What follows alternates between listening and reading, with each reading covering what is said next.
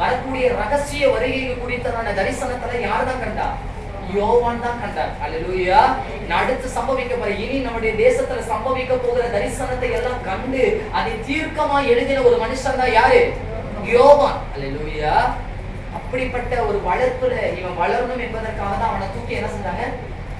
மரியாளுடைய கழுத்துல கொடுத்தாங்க. ரெண்டாவது, இவதான் உனக்கு சரியான தாய். நீ பாவம் செய்யும்போது உன்னை கண்டித்து உணர்த்துவா, நீ தவறி போகும்போது உன்னை கண்டித்து உணர்த்துவா, நீ இடறுகிற பொழுது உன்னை கண்டித்து உணர்த்துவான்னு சொல்லி அந்த சீசனுக்கு இந்த தாயை தேவன் என்ன செஞ்சாரு? ஒப்பு கொடுத்தார். ரெண்டாவது தான் வேதத்தில் நீங்க சொன்ன மாதிரி தான், திக்கற்றவர்களை தேவன் என்ன செய்ய மாட்டாரு? விடவே மாட்டார். அல்லேலூயா.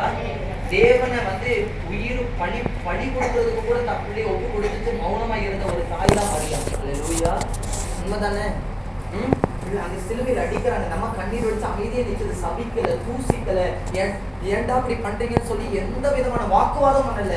அவர் வந்த நோக்கம் நிறைவேற்றப்படுகிறதுன்னு சொல்லி அந்த அங்கலைப்பை தாங்க முடியாதபடிக்கு தான் கண்ணீர் வடிச்சு என்ன சொன்னாங்க?